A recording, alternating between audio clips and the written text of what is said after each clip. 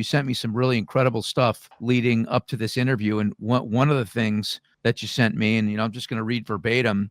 These are our customers, employees, and children having struggled through the misfortune of the COVID era, which malformed their worldview. They now face a trifecta of bad fortune: deep housing affordability problems, which I talk about all the time on my platform; uncertain job prospects, which AI is certainly making a lot of us wonder what the future looks like. And it says a slow changing of the guard as longevity delays the wealth transfer from boomer generation to the generations that follow, with some 25 trillion held. So not only is this a vehicle for 62 and older, but it's a way to build a bridge for the next generation to get through this period.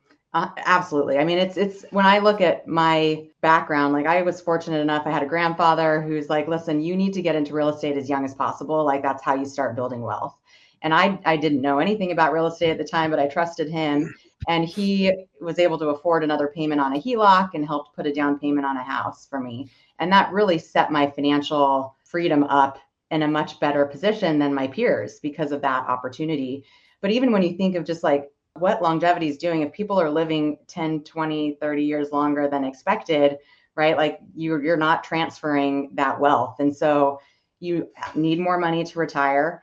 You might want to help your kids and family earlier on. And, when you look at somebody's opportunities, home equity is typically their biggest source of wealth, much bigger than their 401k balances. I read something this morning that said the average boomer, the median balance for the boomer of their 401ks was like $62,000. Headline news around the wonderful things happening in the stock market are great, but there's a huge portion of Americans that aren't invested in the stock market.